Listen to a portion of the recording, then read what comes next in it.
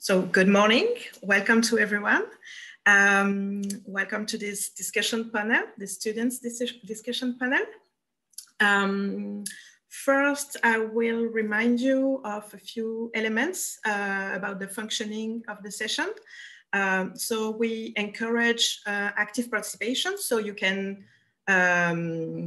write and discuss in the chat box. And you can ask questions to the panelists in the Q&A box. We will have a 30 minutes Q&A session at the end. And you also, there is a translation available in the subtitles. So you have to, in the closed caption, you have to click show subtitles. And you will have the translation into French available. So this discussion will be held in English. And so that's it for the rules of the session. So our facilitator for the discussion today is Joseph Darrous. Joseph has a rich experience in supporting students with disabilities as an education technician and as an adapted services counselor. And he is now working as a mental health specialist with Dialogue Health Technologies, a telemedicine hub, where he supports and coaches people of all ages across Canada. And Joseph is also a CRISPESH Research Affiliate. So I am now handing over to you, Joseph. Have a good discussion. Thank you so much, everyone, for joining us today. I'm very excited to be here. I would first like to introduce you to each one of our panelists today that we are so glad have agreed to join us and to share their experiences with us. This is a momentous, wonderful event for me personally, because it allows me also to look back on the last 10 years of support that I've given and worked with many of these students that I'm going to introduce you today. So I will start with introducing you to Sonia Israël. Sonia holds a DEC in Health Science from Dawson College and has a Bachelor of Science in Honors Neuroscience from McGill University. While studying at McGill, Sonia co-founded a mental health care technology company, AIFRED, pronounced AFRED, I said it wrong, Health, where she works now full-time as Vice President of Strategic Funding. Sonia also serves as a guest associate editor for the peer-reviewed journal Frontiers in AI. Welcome, Sonia. Next, we have Joshua Artzy. Joshua Artzy-McCendie is currently working on finishing his bachelor's in political science at Concordia. Before Concordia, he attended Dawson College in international business. Since Dawson, Joshua has worked in a plethora of sales and communication jobs and is currently in the process of buying a bike shop and training to compete as an elite road cyclist. Lastly, he is a dyslexic individual that has felt both the advantages and disadvantages of learning in an alternative manner. Welcome, Joshua, and thank you for being here. Next, we have Hayley. Hayley Mendel is currently finishing her first year of medical school at Université de Laval in Quebec City. And prior to that, was a student at Dawson College studying pure and applied sciences. She's a member of the Administrative Council for the ACIEPS, and the former chapter president of the Best Buddies at Dawson College. Welcome, Hayley, and thank you for being here. Last but not least, we have Leo. And Leo is currently studying in media and communications. He recently finished his DEC at CVM. Congratulations, Leo. Next semester, Leo is going to be starting his VA in journalism at UQAM. He is passionate about cinema, video games, theater, and about learning in general. He might not consider himself the brightest student in the room, he says. I disagree, but he is passionate about what he does. I think that he has many strengths and he is aware of them, and he's going to be sharing them with us today. And I'm happy to learn more about his experience. So welcome, Leo, to the panel. So now that everyone has been introduced, I would like us to jump into the first question of today's panel. And today's first question is, from a learning perspective, what does inclusion mean to you? Feel free for anyone to get started. And if you want to raise your hand, let me know. Well, I think inclusion in general means being able to not only access, but participate in any learning experience in a way that is actually meaningful, regardless of your physical or cognitive abilities or your background in any other sense. And just sort of to continue on that, you made a good point. And one of the first things I wrote when it comes to inclusion is sort of having the tools in the classroom without needing to be taken out of it. Because one of the big things is when we don't learn in an inclusive manner, when it's more about integration, what ends up happening is you get taken out of the class a lot of times in order to be able to learn the skills necessary to be allowed back into the classroom. And I think that takes a huge amount out of the education process. It makes you have to learn in a special way. But what's interesting with inclusion is finding a way to keep everyone in the classroom together so that you can really get, as you said, the full rich experience from it. And at the end of the day, all students, whether they have an LD or anything else, will benefit from that. Definitely. Inclusion doesn't mean separation. And I think right now in the global education system, that's what it's seen as. So we separate students with needs different, where we should just include them and make sure they can learn just as much as every other student. Instead of, yeah, go ahead. Sorry about that. Yeah, and I completely agree with that. And I think it's quite important to foster a sense of belonging in our students and to make them feel like they have a place in a classroom. And if they're struggling, find that place for them in the classroom and not give that power over to other students and let us take power over our own decisions in education. And I think it's also quite important to facilitate inclusive environments, but also train us for the job environment and time after school in ways that we can use the inclusion that was given to us in school and the way that we were brought into certain communities and classrooms, and be able to take those skills that we learned and apply them to our future careers. Those are all excellent points. Thank you so much for bringing all this to the table. I just wanted, yes, go ahead, Joshua. Just very quickly to add to what you're saying with the tools of, when we bring to the workplace, at the end of the day, when they take you out of the classroom, so for example, to get the most basic accommodations, like being able to have a laptop or noise canceling stuff or whatever it is, these are all things that you don't really need to be taken out of the classroom to have, and everyone can benefit from them. And at the end of the day, especially nowadays, when are we not going to have a computer to write our notes? When are we not going to be able to write up our paper on a laptop? Who does anything by hand? So why would they force you to do that in the classroom when really all someone may need is a computer or something as simple as that?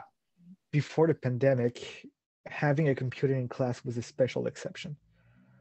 It was a pain to get one. It was complicated. I personally have one. But during the pandemic, we all use computers, and it doesn't really change anything because in the end of the day, we're going to use computers. I had a journalism class in my first semester of Cégep, and the teacher just wanted us to use computers because if you're going to become a journalist, you're going to use computers, not writing on paper.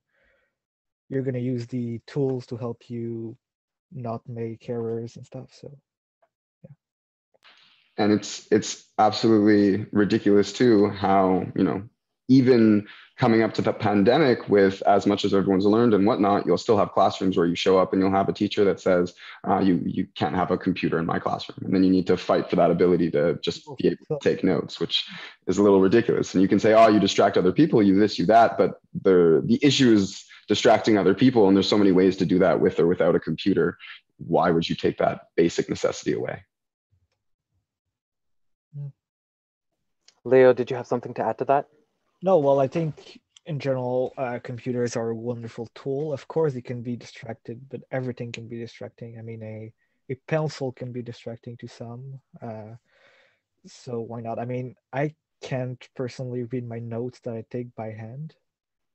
And that wasn't a reason enough for the school, my high school, to lend me a computer. So I had to use a anxiety diagnosis with my psychiatrist to just form something, and then they gave it to me right away. It was no problem. But yeah, and that shouldn't be the case. I think everyone should be able to just ask for a computer and get it. Yeah.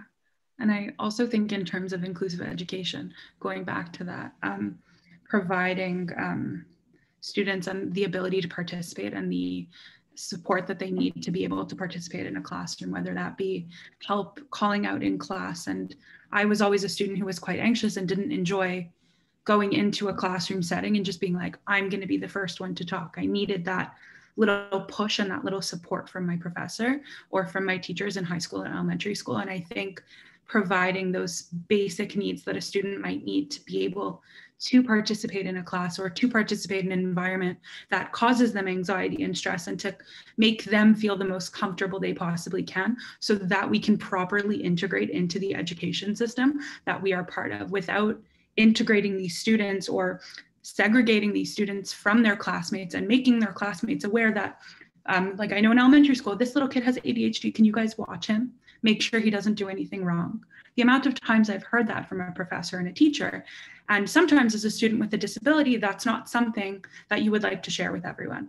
And sometimes you need to be able to do that little secret conversation with your teacher on the sidelines to be like, hey, this is what I require, this is what I need, and I need help facilitating that, and I need your help. So that's the next question. But I think it's important to facilitate what we need as students. But you bring a good point, Hayley, because it's about having that discussion about advocating for ourselves and learning to advocate for ourselves, so that teachers and educators can create that inclusive environment for learning, right? And Leo also had a point, and Joshua, you also have a point. That was basically my point. So you need to be able to learn how to express yourself, how to realize that you have these difficulties, and that's fine. There are the solutions, and you just need to know them. That's the hard part. Great minds think alike, Leo. Yes, go ahead, Joshua. And then just getting with what you guys are saying, if you're not the type of person who feels comfortable to go out and advocate for yourself, having teachers and having systems that will come and ask you makes it a lot easier. And you guys are talking about anxiety, and maybe a big part of that anxiety is the fact that you had to advocate so much. I know for myself, that was definitely part of it, where if there'd been a system that was just a little bit more open, that would come to you to ask these questions, there may have been a lot less stress in the learning environment. Yeah, and I think on a contrast to that, I think it's also important not to provide too much handholding to students, because I know, at least during my first years of receiving accommodations in high school and stuff like that, I really did end up taking advantage of the fact that I was too scared to talk to my teachers, so I avoided it completely.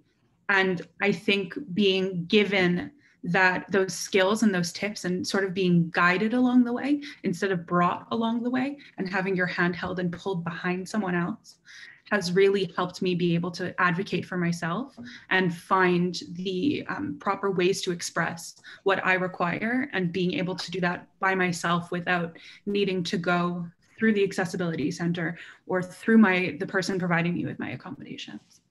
Yeah, I feel like it really goes hand in hand with mental health. For example, I struggled with depression for most of my life, and I've diagnosed, but the hardest part was just saying, okay, I have this condition. Now, what can I do about it? I'm not going to let it ruin my life. I'm going to learn to work with it. Same with anxiety. The best way to overcome anxiety is to face it. It's not to evade it. And I think that's the same for education. If you need something, it can be hard to just ask, but you can't always assume everyone will do it for you. So there's a balance to be had and an evolution, I think. And there's a difference between needing to ask and needing to fight, I think. Definitely.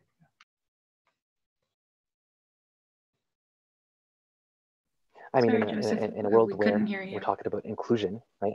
Oh, can you hear me now? It cut out, Joseph. Yeah, And, you should okay. restart. Okay. In a world where we're talking about inclusion in education, right? We're talking about how I'm hearing you guys say not having to be separated from in order to be included. And part of that inclusion includes learning to communicate about how how we learn, what our strengths are, what our challenges are. And it turns out that it sounds like you guys have learned these skills because of having to, let's say, call it fight, or let's say calling it struggle with working towards getting what you need, right? In Leo's case, for example, having to get the assessment in order to get a computer, for example, was something you brought up.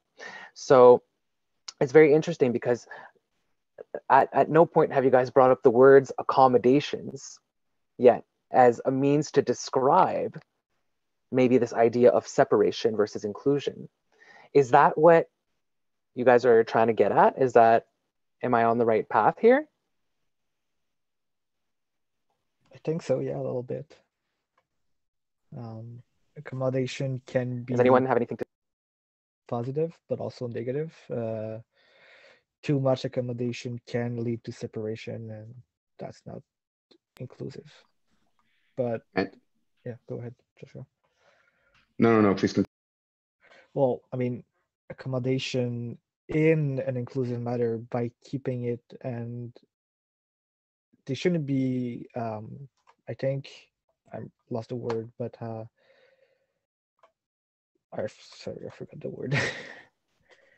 Maybe this term can help you guys think about, remember when we were talking about reasonable accommodations, what does that look like versus, and in the context of inclusion? Does that bring up any thoughts for you guys?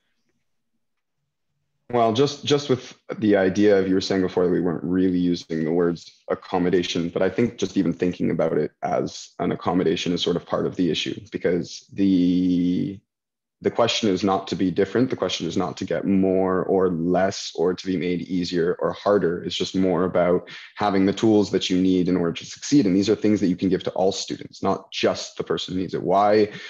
Okay, I have dyslexia. I have that piece of paper that allows me to have a computer no matter what. But why should I be the only person who gets that? Why not just give it to everyone? Because there will be other people that benefit from that. And you'll see that if you give a laptop to everyone, there will be people that still don't choose to use it. They'll choose to handwrite. But why should not everyone have that? And it shouldn't be a special accommodation. It should just be a resource that everyone has access to, whether you're dyslexic, ADD, or, quote unquote, normal. Yeah, and I think, sorry. Oh, go ahead, Hayley. I just said there's no normal people in the end. Yeah. We're all different, so why not just use these resources instead of, it shouldn't be individuals. It should be everyone. And I think also as a student, I can take from my personal experience in university, my accommodations in Cégep were the same for every class. Everything was the same. It was streamlined. She gets this, this, and this. This is what she gets. That's it, done. In university now, in medical school, it's a bit of a different situation. And I like the way that my program has gone and geared my accommodations to how they will be in the workforce. So as an example, I'm given extra time for my practical examinations. And if I'm in an emergency situation, practical examination, so if someone's having a heart attack, I don't get my extra time. That's not something I get, because they're teaching me that in an emergency room, in an emergency situation, you're not going to have that. You're not going to be able to look at a patient and say, sorry, I need an extra 33% to be able to diagnose your heart attack and treat it.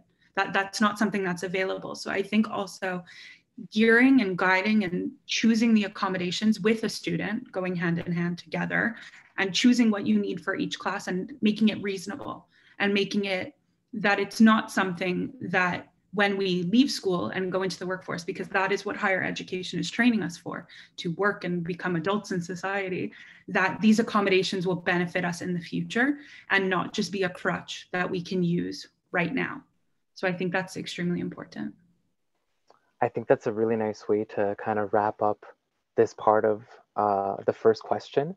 And it sounds like there's a real focus on listening to the individual to allow for the space to be inclusive, those things seem to be very connected. So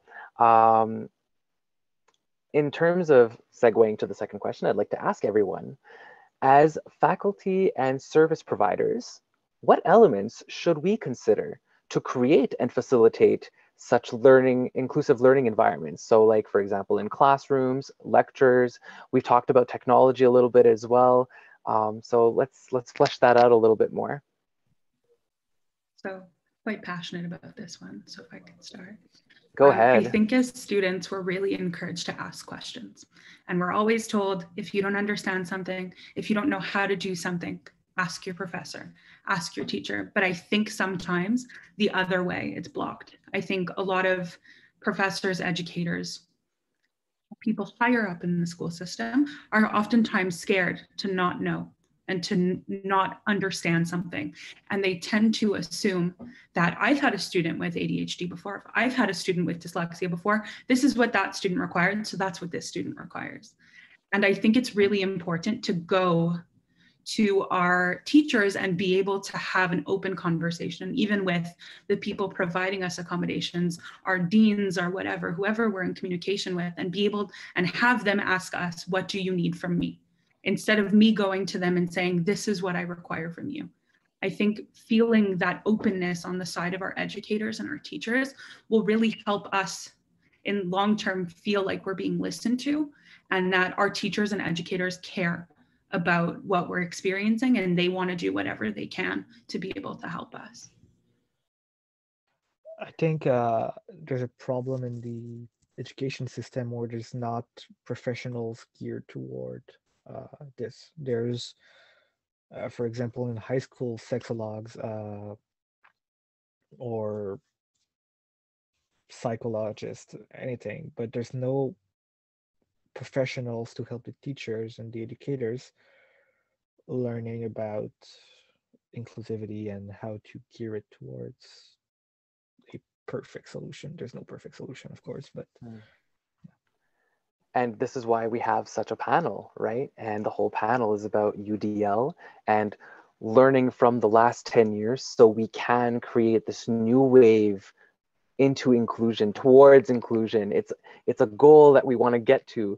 And for that, we have to walk through a little bit this discomfort and this pain that, you know, other generations before us have gone through to be able to get to the point that we can even recognize the need, I think. And that's why your voices and your experiences are so, so important.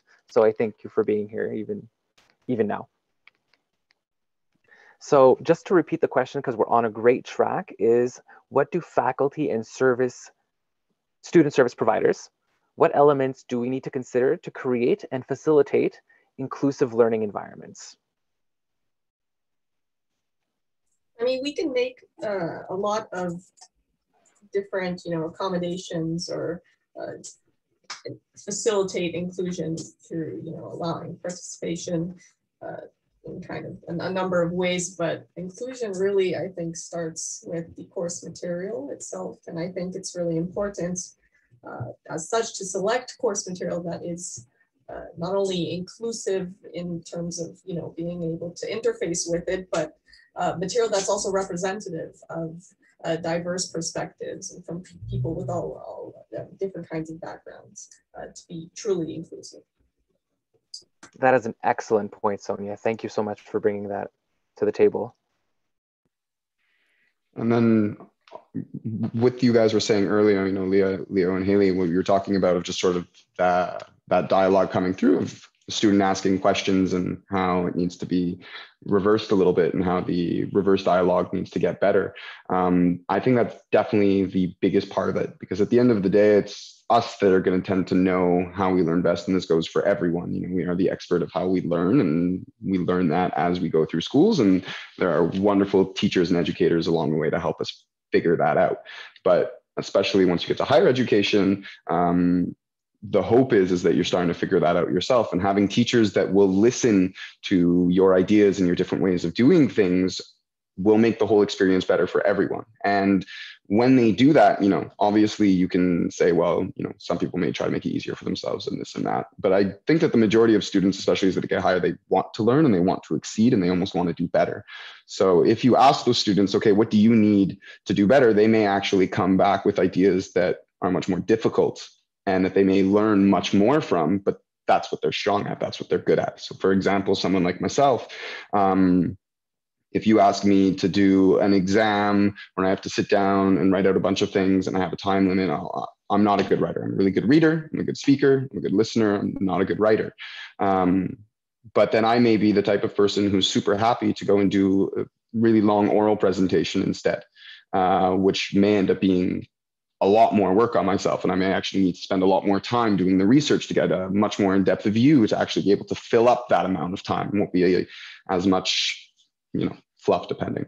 But that's something that I'll excel at and I may end up learning a lot more from. And I may actually end up giving you a project that's a lot better than just the 1,000-word essay, which I'll do as well if you ask for it.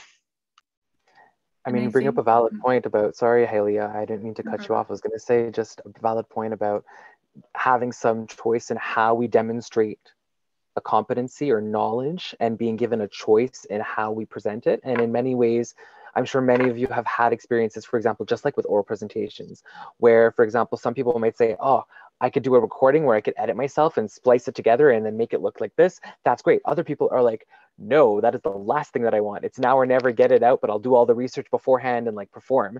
So that's really interesting. Hayley, go ahead. Yeah, so on to add on to what Josh was saying, or Joshua, I'm sorry. I think it's also, I remember we've spoken about this before, but I think sometimes, here I'll speak a very specific case of something, is giving students the whole semester to submit something. That works for a lot of students. That does not work for me. And in Cégep, I only had a diagnosis of generalized anxiety disorder. And at the beginning of this year, at 21 years old, during my first year of medical school, I was diagnosed with ADHD. So sometimes we don't even know what's going on with us, but we know what works for us.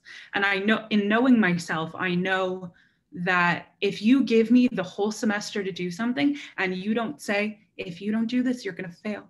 Or if you don't do this, it's not going to go well. And I don't get that pressure put on myself, it's not going to get done.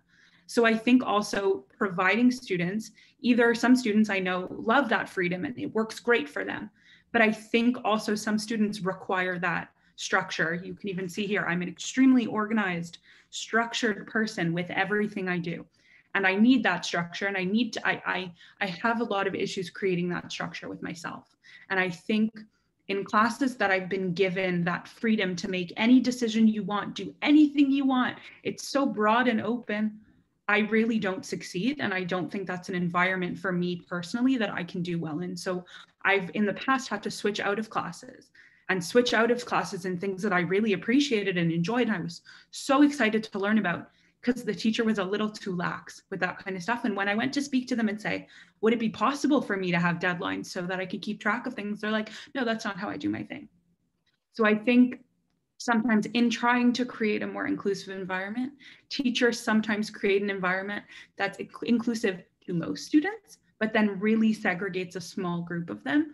And that really causes a lot of struggles and issues when it comes to learning. It's interesting you bring up that, you know, the idea of just no boundaries and no structure seems to equate this idea or false idea of inclusion. And you're bringing another perspective where that's not necessarily the case. So thank you for that. Yeah, and that's one of the reasons I'm in the program I'm in. It's a program where if you don't do this, that has an actual real life consequence and impact on someone. So if I don't chart all my patients' documents, if I don't do all this stuff, that will impact my patient. So I've taken myself and I've learned these things from Cégep and from experiencing that open class and that closed class with all these crazy small deadlines. And I've been able to use that to gear what I want to do later in life. So I think that was also really helpful, having the option between the two. Yeah, I'm in a more creative program than you, Hayley, and I think that really shows because all my Cégep I could give stuff late. There was one class which I really loved the teacher. It was, I think, one of my favorite class from my whole deck. And we could, at every week, we had one work to do. It could be a small text, a lecture, whatever. And at the end of the semester, we could all give our work there. But we had deadlines still, and work would pile up, and you could never finish all of the work in the last week of school.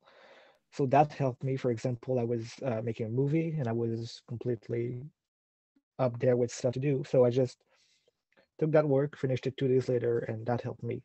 But I can definitely understand how that could be for you, because I'm someone who's very disorganized, and I like it like that. I have a list of stuff to do, and then I just do it when I want to, and that works for me. But then again, I like having deadlines too. Like in journalism, for example, you have to finish that article for the next day. And I like to fit my time, and then I can work as much as night as the day. My sleep schedule is usually ruined, but yeah. So what I'm hearing you say, Leo, and not even in opposition, but in validation to what Hayley is saying, is that having an open-ended scheme where you can optionally submit everything at the end of the semester, giving you some freedom, is most useful when there's a proposed scaffold or a proposed kind of timeline. So you can gauge yourself and say, okay, if I don't submit it by this exact date, I can use my extra time that I give myself, the extra day or two that I need, or finish it in advance so that I can move on to that next big thing. Exactly. Right? So oftentimes I used to tell my students with accommodations, my role was to provide you with extra time for exams. Your role is to provide you with extra time for managing your to-dos and your assignments, right? So what I'm hearing is that that timeline allows you to gauge, but the freedom could also provide you with a little bit of that buffer that allows you to be flexible with yourself and still meet those deadlines. Is that right? I see some nodding heads. Yeah. Very good. Like we read a book in this class, and there were like 4 questions we could choose to write about. 4. And then the first question was about the first chapter only. So if you really were struggling with reading, you could only read the first chapter and answer a well-written, complete answer to the question, and so on and so forth. So if I love the book personally and I answered, I think, one question about a specific chapter because it was my favorite chapter, but I could have just read the first chapter and be done with it if I wanted to. And I think Thank you for sharing that. Awesome. I have a question for you guys.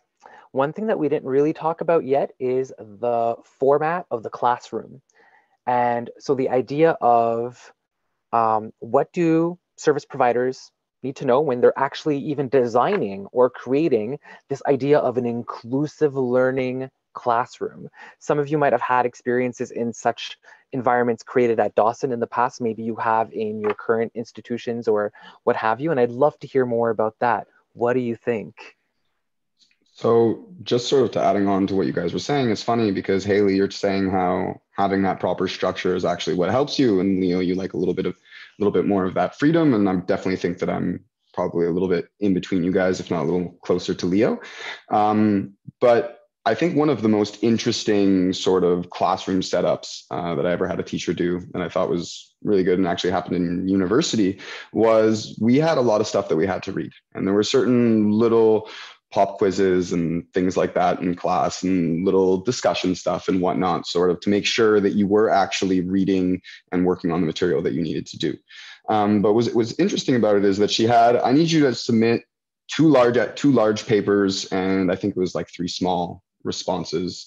And you could do that on an array of different questions that she had put out throughout the year. So what was interesting about it is she did give you those deadlines, but you could kind of choose what projects you wanted to get on. And what I thought was really interesting about that is that it allowed students who, let's say, wanted to work really hard at the beginning and get that all out of the way to make time for other things later on in the semester to do that, or people who vice versa wanted to work on something else and then put everything at the end. Or if you were the type of person who wants to spread it out, you could spread it out, and you had those fixed deadlines. And I think what was good about that is it gave everyone the freedom that they needed in order to be able to produce what they wanted to produce, also be able to choose what material was good for them and what material they'd be able to excel in most. But at the same time, it still did give certain deadlines, because you, Hayley, brought up earlier that higher education is there to get you out into the world, to prepare you for real world experiences. And in the real world, there are deadlines. You can choose what sort of projects you want to get on. You can kind of adjust what those deadlines are and what your passions are, and you can get very specific into what you want to get into, but there are certain deadlines that you have to keep. So just throwing all that out the window is not conducive to anyone. Thanks for adding that, Josh. Yeah. Vice versa, too much. Vice versa, too much structure. You know, those teachers that make you every little moment you have to hand in this little thing, you have to hand in that little thing, you have to hand in this little thing. That's not true to real life either. Yeah, and you know, Josh is completely right. I think the more I think about it, the more I feel like inclusion might really be a double-edged sword.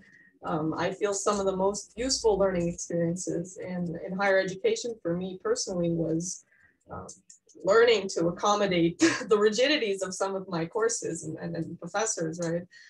So being able to figure out a way in which I could still do what I was supposed to do, and even excel perhaps in that area, without needing to go and tailoring or customizing my own, I guess, requests for that specific course was the most beneficial thing at the end of the day. I'm in entrepreneurship, and there is no such thing as accommodation, right?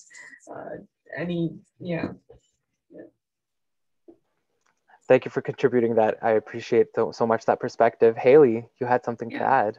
I had two things to add that Sonia actually just made another thing pop into my head, so I'll try to remember. But I think it's also, at least at Dawson, I know in sciences, so the science program at Dawson, the teachers communicate with each other and the different departments communicate with each other. And that saved my life on a million different times. There's rules at Dawson that you have this week, you can have a math exam. I think it was like math and chemistry. And then this week you can have physics and bio. And the math teachers are not allowed to put the exams on the physics week, and they're not allowed to switch. So I think having that structure and giving teachers that structure to say that this is going to end up not, so at Dawson in sciences, if you're taking a full course load, which I didn't, but which most students do, and this isn't just for students with accommodations, for all students, is that you never had a day with 5 exams, with a physics, a chemistry, a biology.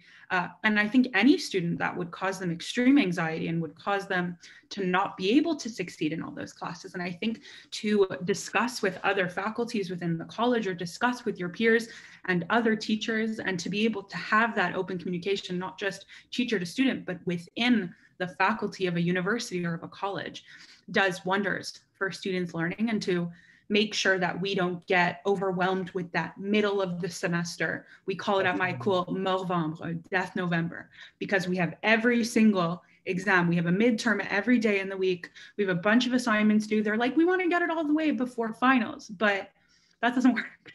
Having a month at the beginning of the semester where you have absolutely nothing because you haven't learned anything yet, and then you get to that middle of the semester and you are bombarded with work from every teacher, every faculty, every class, I think doesn't help anyone. And I think it's really important for teachers to be able to have that discussion with each other and say, okay, when are you planning on doing your thing? The best teacher I had at Dawson, I will give him a name drop. I will do anything. Carl Saucy-Bouffard, who is a humanities teacher at Dawson and one of my favorite people on the planet, was very aware of the fact that we had exams at the end of the semester. So he made his class front heavy, because he knows that typically faculty courses, so if you're in the Faculty of Sciences, your physics, math, and chemistry classes are very heavy at the end. So to be able to gear and move your course around and to structure it so that you're setting your students up to succeed, I think is really a very important thing to do as well. Thank you. Leo? I think in building a classroom, as you said, Joseph, the most important thing of all is openness.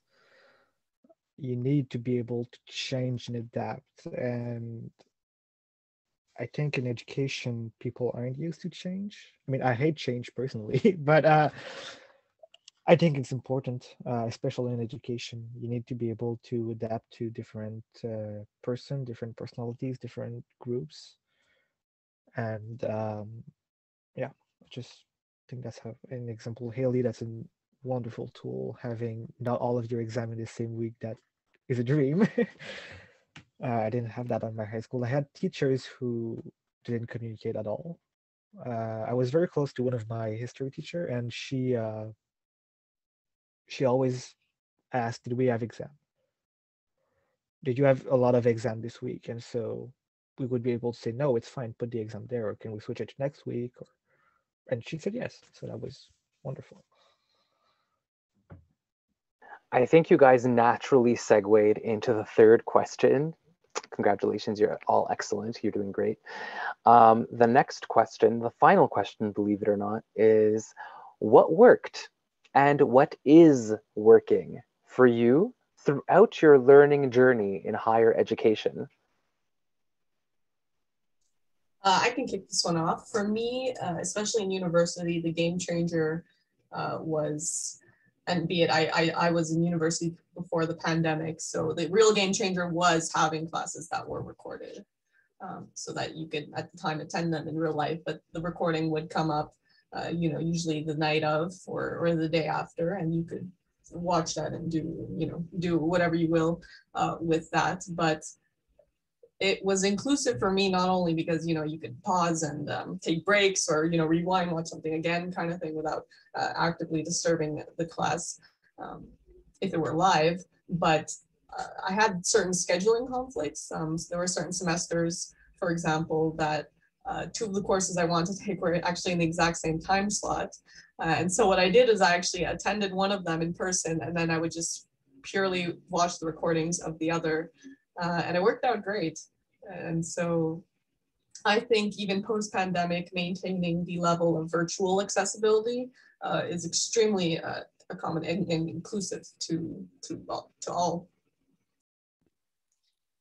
I think yeah, definitely. I completely agree with that. I think especially program I'm in, the fact that I'm not in my first language, that's a huge thing. I'm going to school in French for the first time.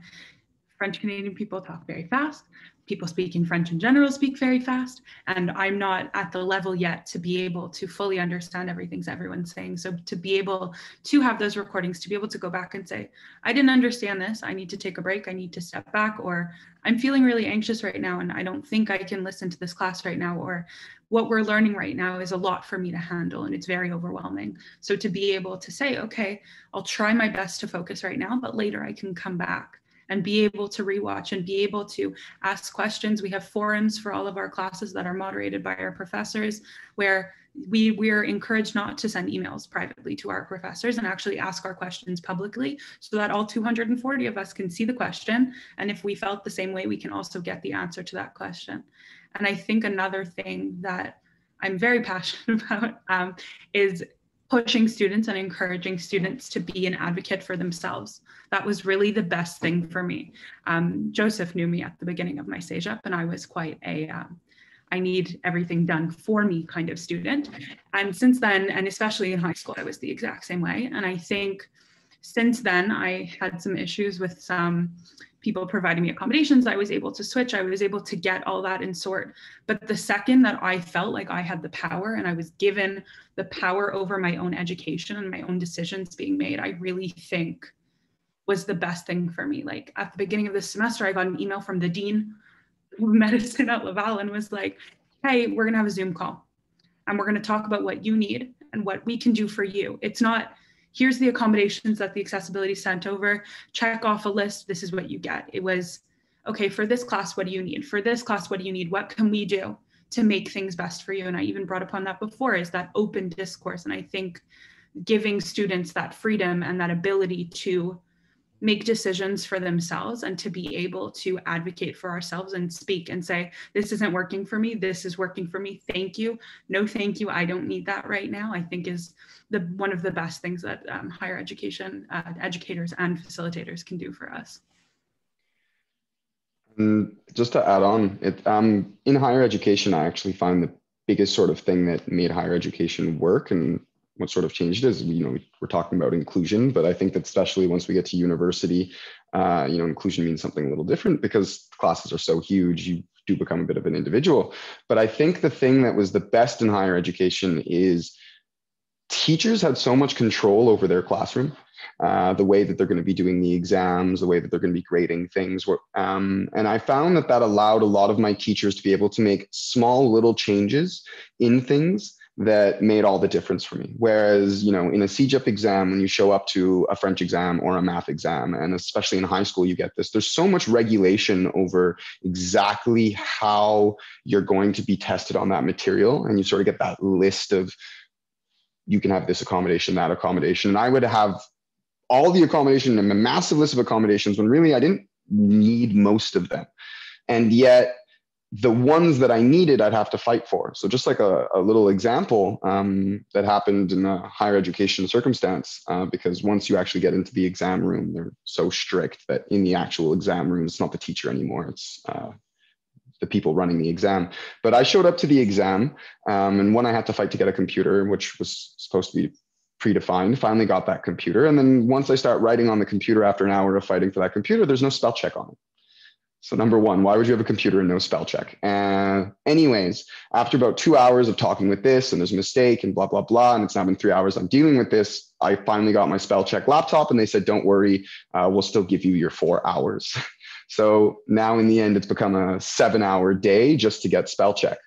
Ended up writing that exam, and I got the grade for it. And I think I got like a 62 or something. And the only comment on it from my teacher at the bottom was, you can do better.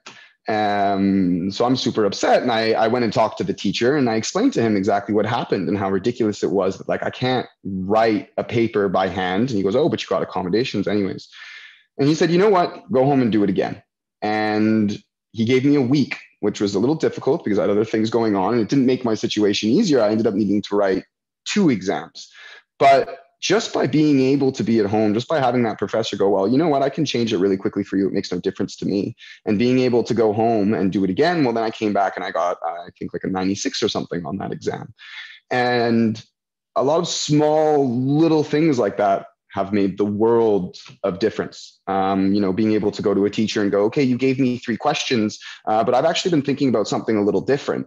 And this is what I want to write about instead. And in the end, you end up needing to read even more material because your question is not quite what the course was about. And as long as you work that out with the teacher, in most university settings, anything kind of goes. And I think that if you brought that sort of freedom to lower education, and that doesn't mean that the student doesn't have to do the work, obviously, the teaching, that doesn't mean that everyone's going to get a major difference. There still has to be a certain amount of structure. It's not about changing the whole curriculum. But I think that if we brought a little bit of that freedom that professors have in higher education, and we brought that down to lower education, I have a feeling be seeing a lot more success, because sometimes it's just the difference between can I write this at home? And just another example, that same teacher used to have a format where you'd have a pop quiz and you had to come in and you had to, I think you had like 2 minutes per question to write something out and whatnot. Like, there's just no way that I can handwrite something in 2 minutes. It's going to be eligible, let alone intelligent. It won't be, you can't even read it. And in the end, he ended up switching that whole thing. He still had his pop quizzes, but he sent them in an email the night before. And you can write it up on your computer. You got a little more time. And he graded people more difficult. It was a much more difficult grading scheme because you don't have that time limit anymore. But that's what allowed me to succeed. And in the end, that's what allowed a lot of his other students to succeed. And he switched his whole format around from having handwritten pop quizzes to, I'm going to send you an email the night before and you have to write this up. And it's something that shouldn't take you more than 10, 20 minutes anyway. So it's okay if it's last minute, but you can do it at home however it is that you want. And he saw success across the board, not just with me. I had a teacher in first semester at Cégep of journalism, same teacher that made us use laptops. And she decided that to evaluate us each week about how we perceived and saw information, we were to read Le Devoir each day. And then she would create 10 questions the night before the class. And we had to somehow memorize an entire week's worth of papers and just memorize some information tidbits, very precise, and that was the evaluation. The whole class failed. The only one that passed were people who were cheating looking at their phones. So that wasn't great. And we had to fight in order to get this removed because it wasn't a fair evaluation. What ended up happening, Leo? Did it end up changing to something better, to something that did work for you? She changed it 2 weeks. She changed it so that we were to pick 2 articles and just talk about the articles, like explain them. That was incredibly easy. That was too easy. Everyone got like 90 or 100%. So then she switched it back, and don't know if it switched again. Yeah, and to add on to that, with Leo saying how open everything is, I really think the thing that has helped me succeed, I'm really enjoying university. I love it. I'm so happy, and like it's like the best thing I've ever done for myself is to decide to go into a program that's insane. But I think the best thing about my program is that it's extremely structured. We have objectives for every single class, a list of objectives, and they're questions. So it's, what does this part of the cell do? And you need to be able to answer that and know going into the exam that these are the questions that you have to be able to answer. These are the things that you need to know. And I think instead of, I know a lot of students, or I've felt a lot in school, it's like you have the PowerPoint, you have the textbook, I had a cardiology class my first semester, everyone hated, because we had the textbook, we had the PowerPoint, we had this website that we had to pay for, we had recordings from last year. It was like 10 different places. And then you get to the objectives of the course and you're like, I don't know how to answer these questions. So I think structuring, especially in sciences, structuring your courses around this skeleton of this is what my students need to know. This is what they're going to need to know later in life. And even to work in the work, this what to know. And so I'm going to class things. Like I had some teachers who were like, we're going to learn about echocardiograms. That's not something you need to know right now, but it's cool. So we're going to help that. So we're going to take the skeleton that we had created, and to help you guys better understand the material, we'll add some extra things into the course. So I think following that structure and having a structure that not only the teacher follows, but the students are able to see as well, was one of the things that has allowed me best to succeed in school, and especially in higher education. Definitely. To bring back what Joshua saying about lower education, in primary school, I was in an alternative school, and I didn't do an exam, a real written exam, until I had to go into high school and make the admission exams.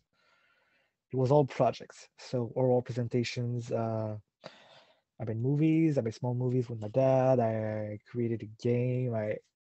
It was all very weird evaluations, but it worked for me. I'm sure it won't work for others. And it was a pain to get used to high school because I've never done an exam in my life. It was a real shock, but I think at the end it worked out because it made me work other skills. And our classes were grade 1, 2, 3, and 4, 5, 6 all together. And that was wonderful because as I have huge difficulties in math, so even when I was in grade 3, I could still look at grade 2 maths and be like, okay, I didn't understand that, but the teacher still explains it and builds upon it. And people in grade 2 could learn stuff from grade 3 if they already knew it. And we would help each other that way with different subjects, and it was wonderful. And going back on what Leo had said, I think it's also important to, I don't know if you struggled with this, but the transition of learning how to take a test and learning how to, so I went to Royal West Academy, which is a public school in Montreal, but it's quite a hard public school. It's known for that. And I also went to a quite difficult elementary school. I was in a math science school, like that was what I needed to succeed. I loved it. But I also think it's important that we streamline how students are being tested and how students are learning to be tested. Because if we're all using these, like, hate standardized evaluations, we're using these tests that are just like, It's like, thank God we don't have the SATs in Canada. Like that we don't have this like test that it's like, you've never learned to test like this. You've never learned to answer 180 questions in 4 hours. But by the end of the time that you're in Cégep, you have to know how to do that. It's like, we need to teach students and give students, if we can't change the system, we need to prepare the students for the system ahead. And we have to make sure that we can fight for changing the system as much as we want, but it's very hard to get things across to the Board of Education, to the government. That's hard. So we need to provide the accommodations, and not even accommodations, just facilitate what our students need to be able to succeed once they get to those tests that they have to write one day. In Cégep, there's this huge, oh, sorry. If you could go ahead, Leo, but then also I saw Joshua had a point as well. Go ahead. Okay, sure. In the Cégep, there's this big French exam that you need to pass in order to have your deck. And I never did it because there was the pandemic and they were like, no, let's not do it. And that was great for me because I was really bad at writing, and I mean, I'm good at writing, but I'm bad at correction and stuff. So I took a class and that helped me. Well, the class was a help to the exam. So the whole class was a preparation to the exam. And in the end, it didn't matter. It was just another French class for me because the exam didn't happen last semester. But I think it would have helped me a lot because I got the freedom to pick that class out of, it's one of those free classes that you get 2 in your deck. The first one I picked was a video game making class, super fun. But this one I could have picked like Spanish, but I chose that one because I knew I needed that to help, and that was an option. Same thing with a physical education class. You get to pick in higher education what sport or what discipline you're making. Thank you for your point. I would just like to let Josh take the last point of this discussion, and then we'll transfer over to the Q&A, and we're doing great. So go ahead, Josh. Well, no, it's just a very quick thing, and I wonder if Sonia has anything to end with.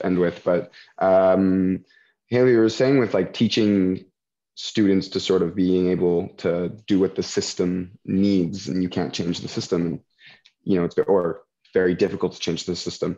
But I think one thing that people need to remember sometimes is that those systems are different for each sort of field that you're going into. So for example, it's important that you have that certain structure. It's important that you know certain things, because if you're in an emergency room and something happens, someone's having some sort of medical issue, you have to be able to respond to that quickly, and you have to have a certain checklist. You're in a very structured world.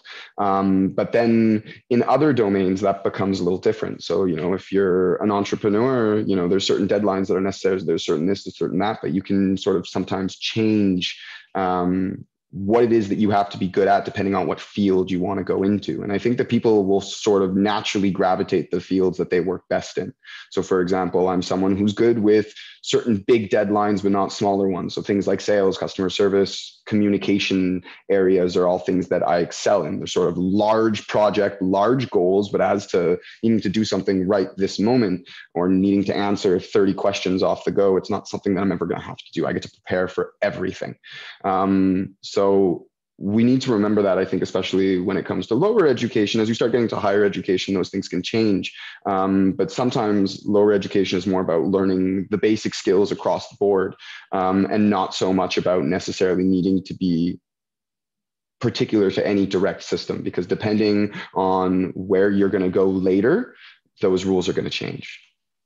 Yeah, I completely agree with that. I think that's where I wanted to go with that. I think my brain just got sort of stuck in science. But I think even in lower education, sorry, Joseph, I know you wanted to say something, but even in lower education, to provide students with, okay, well, this is what you learn here. Like, this is how sciences works. This is how this other program works. Because the high school I was in, it was sort of, you were in sciences or you were in like Sci-Not, which I think in my grade of 154 people, there were 30 people not in sciences.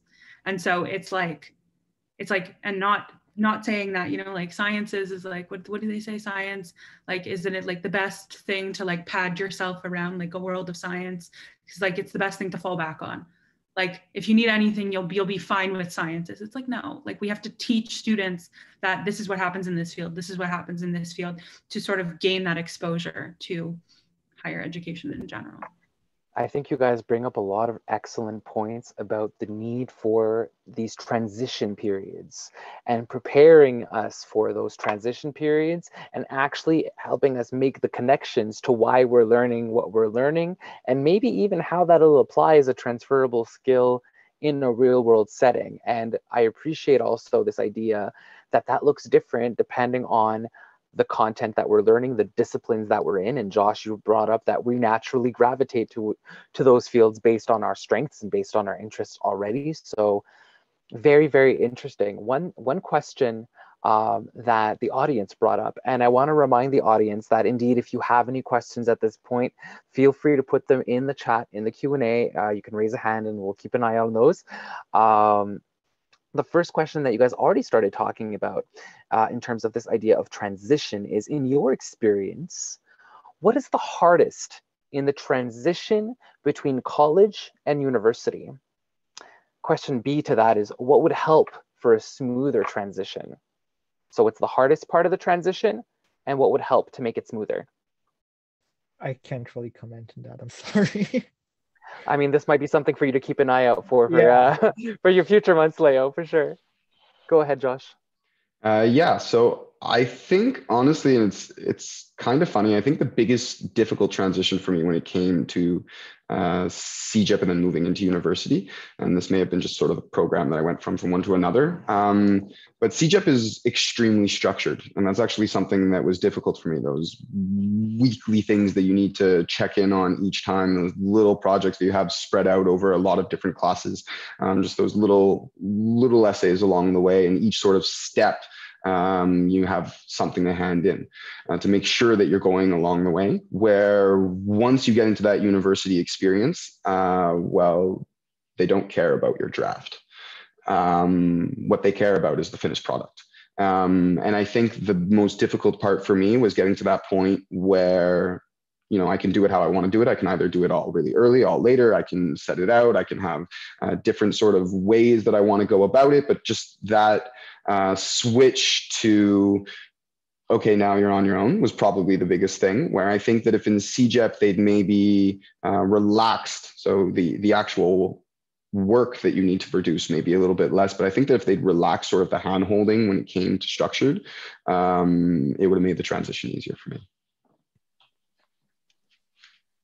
Hayley? Yeah, and I'm the complete opposite, which I find quite funny. Like, as I was saying, I'm in a very structured, very rigorous, very you need to do this right now kind of program. And I think in Cégep, it was a bit too lax. And I know a lot of people don't agree with me on that, but I think transitioning from Cégep to these quite difficult programs that are within the science domain, it's a really big transition to go from having these 3 exams during the semester and then this big exam at the end, versus in university, for most medical schools, not mine, you have 100% exam. And teaching students those skills to be able to, I know a lot of students who go into medicine, who go into engineering, nursing, all of these programs, are taught memorize everything. And I think the hardest transition for me is I've always been horrible at memorizing. It's not my thing. But the biggest part of the transition is understanding the material I'm being taught. Because if you tell me to memorize King Henry died, mother didn't care much, to do my unit conversions, I can do that.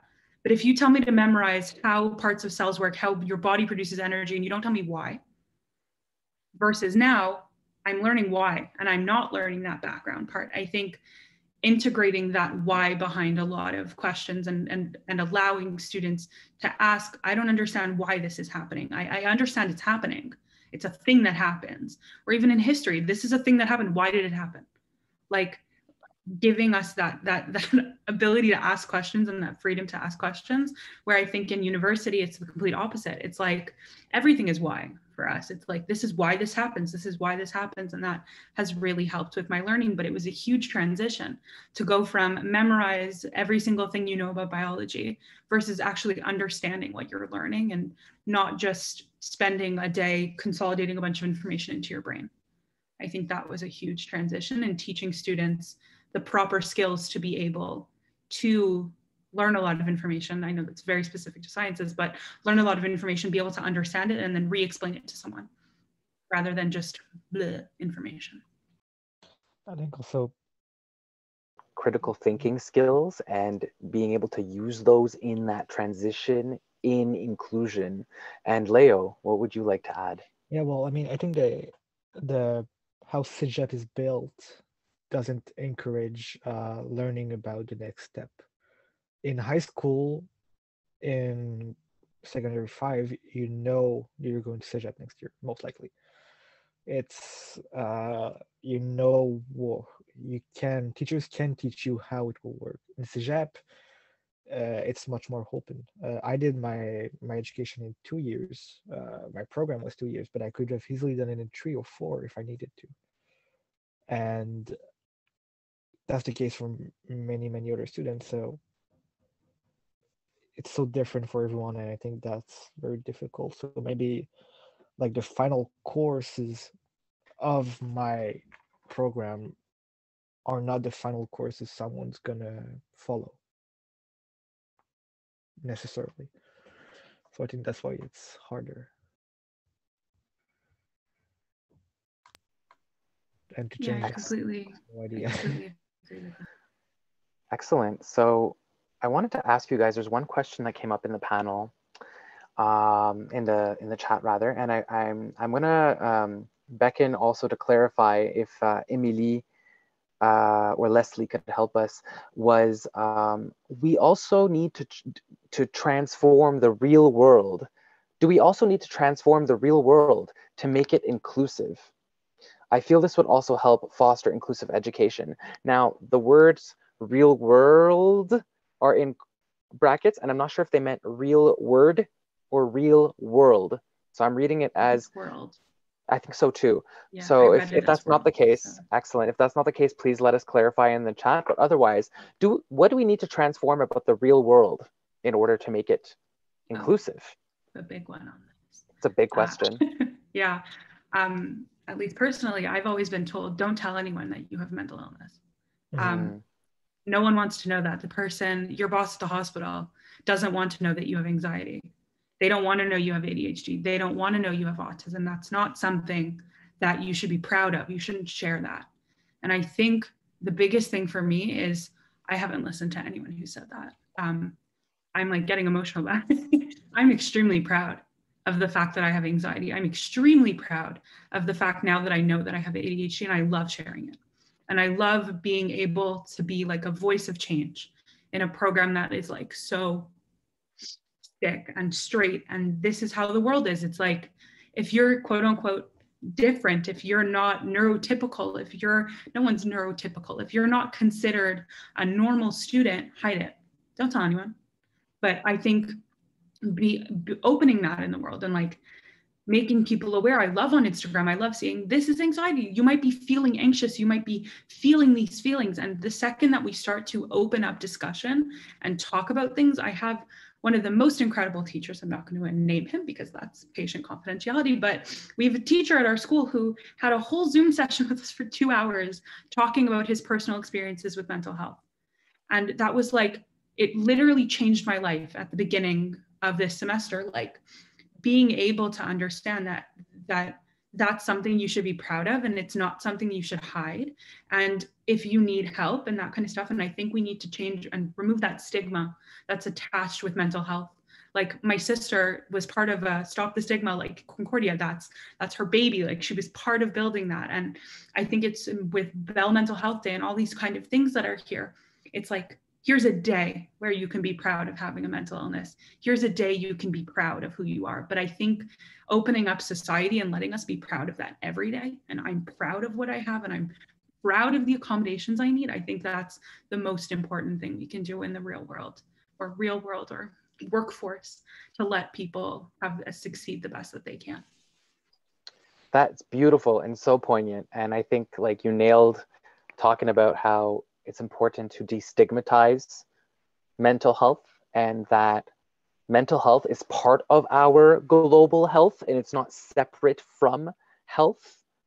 and that, you know, you don't touch necessarily like a stove and go, oh, ouch, my hand. Oh, no, your hand should have been more tolerant to fire. No, nobody says that when you burn yourself, and that shouldn't be the case with mental health either.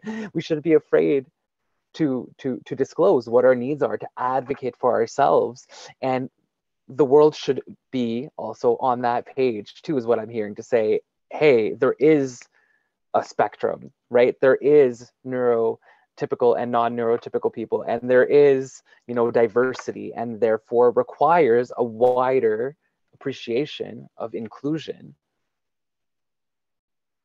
And that also brings up what Sonia was saying earlier in the content that you guys are being taught, that we're all being taught, right? And the perspectives need to include that diversity and need to come from that perspective. Otherwise, it's just straight, as Hayley was saying. It's just kind of like one-sided. Leo, what did you have to add to that? I think inclusion in the real world and in the education are very similar. For example, it's not just about difficulties. For example, gender. You need, even in education, you need to be able to respect everyone's gender and choices and whatever. And I think that's not really the case, and it's better by the time, of course, it gets better, but it's not perfect as it should be. So yes, difficulties should be part of inclusion, but also just other stuff, diversity should be included. For example, gender neutral bathrooms in Cegeps and universities are great. Which is a very relevant and, you know, real world example, in the sense that these are spaces that were not even considered up until, let's say, a few years ago. And remember, guys, we were talking about the idea of like sidewalks, right? And how those didn't exist before and could be seen as like an accommodation that now are part of the architecture of how we couldn't see the world without them, right? And such is the same kind of discourse. Yes, Hayley. And I think adding to that is giving students the access to real world help and real world solutions. I know a lot of students graduate from university and Cégep and they lose everything they were given. They were given a family doctor through the school, gone. They were given a psychologist through the school, gone once they graduate. So I think being able to have access and to have a transition program or a transition period or something to help students be able to leave university and have that, like even with student loans, there's a buffer.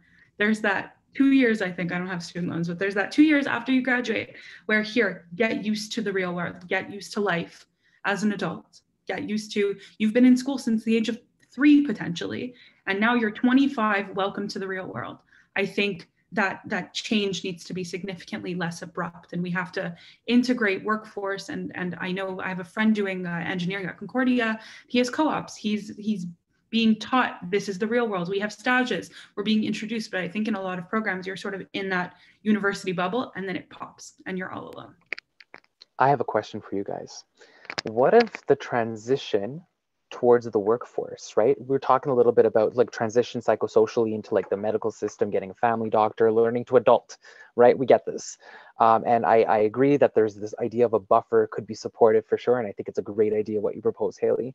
I wonder in terms of disclosing what you need, right? This idea of like destigmatizing and advocating for ourselves in terms of your workplaces. And is that a conversation that has been positive? Is that something that has allowed you from your experience in higher education to then access these measures that you need to demonstrate your true abilities and live your best lives, you know? Sadly, that's a conversation that doesn't exist for me yet.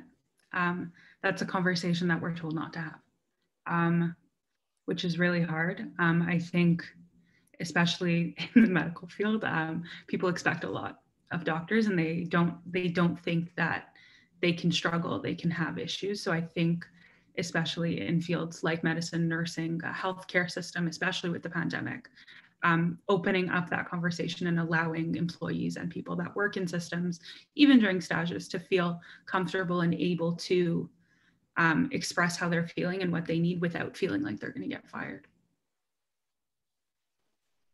So it sounds like there's still a lot of work to be done in terms of destigmatizing and humanizing that doctors are humans too, but you know, in all fields for sure. Does anyone have any parallel or different experiences that they would like to share about that?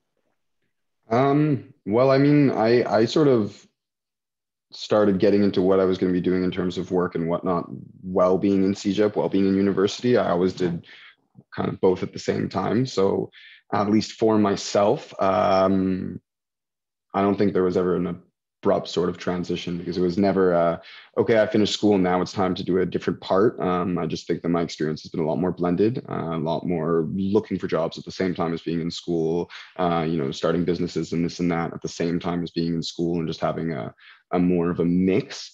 But then again, I think that that's also different when you're in something. There's certain programs, you know, engineering, medicine, nursing, whatnot, where it is kind of that you have to finish school and then you get into that. So I think that conversation becomes a lot more important in those fields versus, you know, I went into a degree, political science, where I didn't really have much plan anyways on doing much in terms of what my degree allows me. And it's such an open-ended field that the education that you get is so broad that you know, I already had jobs that were proper jobs, I guess, while being in university, and that sort of continued afterwards. So that transition period was something that was a lot more gray.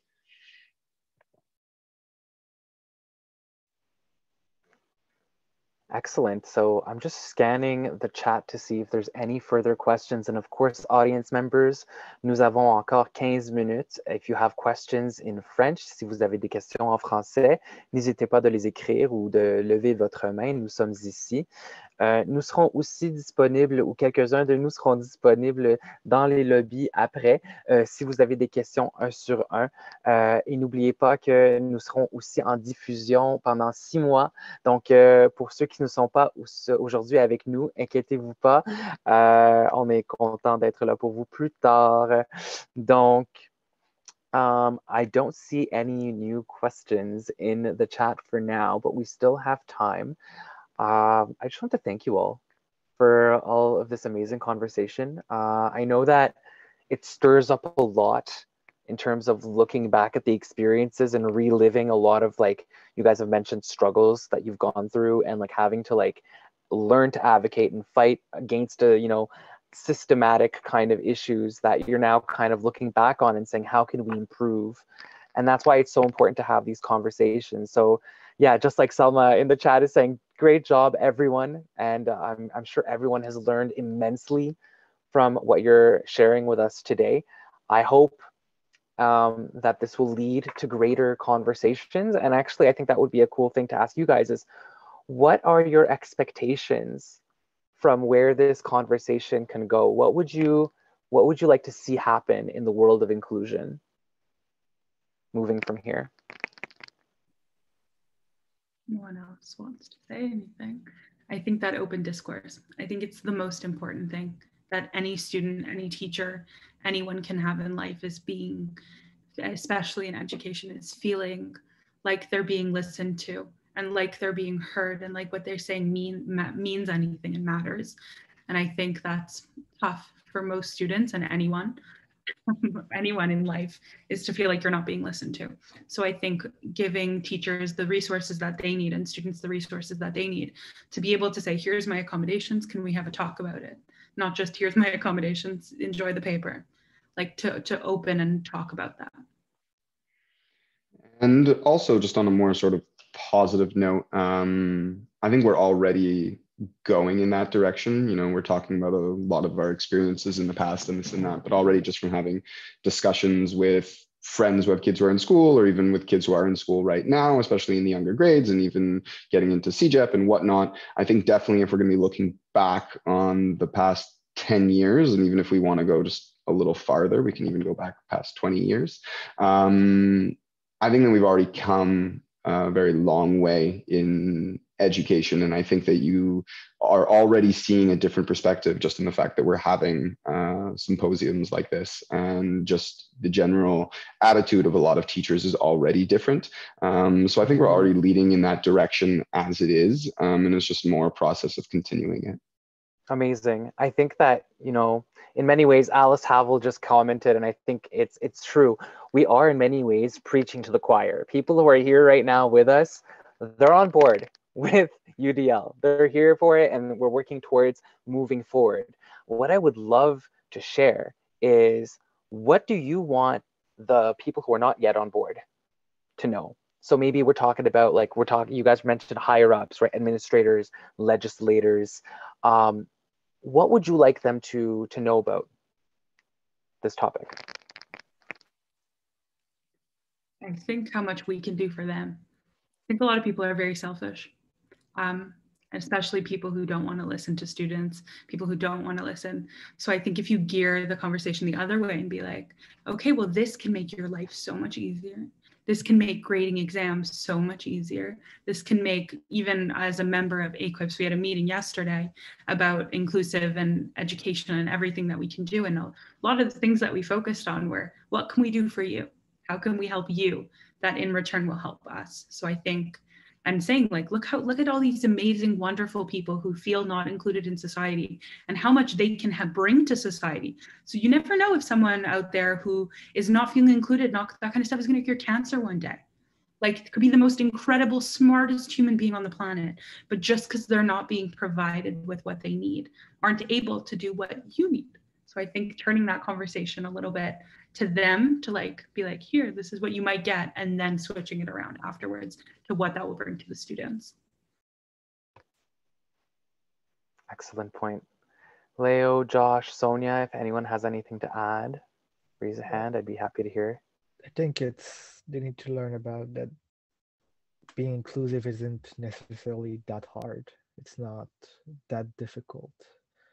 And sometimes it might seem difficult, but just by communicating and talking about it can become a much more easy and complete experience. And just as to what can be done, I think that a big part of it is probably going to come down to the individual students. So, you know, the converted administrators and legislators teaching students what it is that they need to advocate for. And then, you know, it's going to come down to the students going out and advocating, because at the end of the day, that's probably where it's going to have the best impact. And I think that the best thing that we can do to bring people on board, and, you know, this is a topic that we've been touching on again and again and again, but it's very much from the administrators and the legislators, and then from the students, just constantly having that conversation, constantly pushing for what it is that they need. And I think that if we continue that process over time, we'll have more and more converted. Just a follow-up question from what you guys are telling me, and Hayley, go ahead. Sorry. I think people are also quite scared of what they don't know. So I know there's a lot of training days for educators. There's a lot of days. My mom runs a school, so I know there's a lot of professional days, especially in high school. In Cégep, there's days where faculties get together, they talk, the person in charge of the department is talking to them. And I think sharing your experiences as teachers with each other and what has worked, and feeling comfortable going to your coworkers, your colleagues who are not inclusive in this, and say, this really worked for me. I heard that you have a student in your class that's struggling with this, something like that. And going to them and saying, this is what worked for me. And this is something that was concrete, that actually worked, that happened, and sort of reducing that fear of, I think a lot of people are also scared, like, I'm going to say the wrong thing. I'm going to do the wrong thing. So they don't do anything. So I think providing them basic skills on that kind of stuff, and like how they can go about doing that, might facilitate the conversation and make it a little easier. Excellent. Excellent points. Thank you so much, everyone. There does not seem to be any other questions so far, but we have a few minutes. Nous avons quelques minutes, tout le monde. Si jamais vous avez une autre petite question, nous avons encore le temps dans notre période. Donc, on va attendre. In the meantime, does anyone of the panelists have any closing thoughts or something that you would like to share with the audience? Again, about inclusion, about your experience, about your hopes for inclusion, concerns that you want to leave them with, that you want to highlight, whatever you like. I have something on an extremely positive note. I just want to say thank you to everyone for coming. We see what you're doing, and I see people who are teachers at Dawson in this conversation. I see see Effie, I see people that I know in this conversation, and the joy that it brings to me to see that you guys are going out and trying to learn and trying to make a difference makes the world. And I genuinely really appreciate it. So thank you. Thank you everyone for being here. It's great, and it's a hope of light a little bit to see this. It's nice. And it's been a fun experience. I think one closing note I'd like to add, I'm just going to unmute the transcriptor. So one closing note I'd like to add, and also goes back to Alice's final question of how to speak to those unconverted, is that, you know, the world today, the modern digital world, especially, you know, post-pandemic, is extremely different to how it used to be even a decade or two ago. You know, a lot of rigid professors are like, oh, well, if you can't do, you know, what I'm asking, then how are you ever going to succeed in the real world? But the matter of the fact is that in the real world today, there are tons of alternative ways to succeed, just because of the onset of technology and the ability to access knowledge and you know, resources and tools in a very, you know, not in a cost-effective way. So a lot of less barriers of entry means that there are more than one way to succeed and do well. And so if anything, that should be reflected in the classroom, because I think one thing that a lot of even more corporate companies expect is that they like out of the box these days. They are looking for differentiation and differentiators to give them that competitive, innovative edge. And so embracing that earlier on could be advantageous to everybody. Amazing. Thank you all for your closing thoughts. Thank you all for your poignant perspectives. I think you all brought up so many relevant and especially important points with just how we want to move forward, not just after 10 years of education. This is kind of bothering me because it's crooked.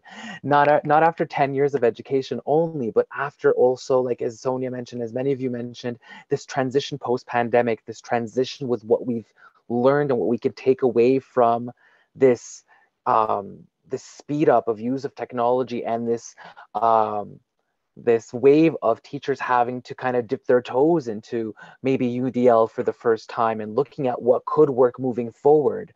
So it's inspiring, and it kind of was a kick in the butt silver lining from the universe for education, I think. But it's so wonderful to see what more can change in the next 10 years. Hayley, did you have a point? Yeah, Effie's hand is raised. I don't know if you noticed. Thank you. I did not see that. I don't know if it's still raised, but it was. Oh. There you go. Do you want me to allow her to talk? Yes, please. There we go. There you go, Effie. You just have to unmute yourself. Hello, hello. It's an absolute honor to be here with you today. Thank you for joining us. I'm trying to do this without crying. Which doesn't happen often. Public speaking usually brings tears to my eyes, and such a grand moment, I can't help but get emotional. I'm grateful to every single one of you for joining us today. I've been in the field for a little over 20 years, not as long as Alice has been around. My buddy Alice, you have more experience than I do, but my 20 years have also been precious. And I have had the opportunity to work with students on an individual basis. And I would say that half of my learning probably in my career, throughout my career, has been from the students. You have taught me a lot. Having a dialogue with you, getting a chance to know you, understanding what it is that your passions are, how you learn, what is meaningful to you, what are tools that are useful. Why you might need some extra time. It's for different reasons for different people. And for me, I think one of the things you touched on many different aspects today in your presentation, but one of the things is the conversation, is having communication from our end with the students, be it a faculty member, be it support services, whatever it is, we need to work together.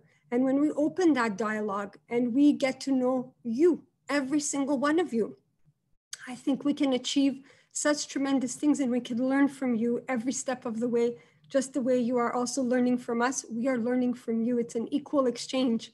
So thank you again for coming today. This means a lot, I think, to all of us who are here in our symposium. So continue being the incredible people that you are. There are no two people that are the same all across the universe, and we need to embrace that. So I just wanted to say a really big thank you, and I'm so proud of you, all of you. Effie, that's a beautiful way to end our panel today. Your emotions always come through, no matter no matter what. The weight of your words and the wisdom that you carry in them allow us to really take a moment to really understand and appreciate what you just explained. And it's true, I echo. I've learned so much more from working with you guys, from working with students, than I ever did in education itself. It's always about the experiential, I think, and of course the theory and the framework. And of course we talked about, you know, like different fields needing to know things. But I mean, in terms of working with human beings, it's this precious interaction and this precious exchange that allows us to then carry that information over to others. So I really I thank you so much. And I wish you all the best in your endeavors moving forward. I hope to hear more successes from you all. And to everyone here today, I thank you for joining us. Be part of this powerful movement in this wonderful symposium. We have lots more material coming, so many wonderful workshops organized by CRISPESH and the UDL at Dawson. I thank everyone for your contributions to get to where we are today. And for those of you who want to follow us over to the lobby, we'll be there to answer any of your questions or just to say hi. Thank you so much for joining us, and have a wonderful day.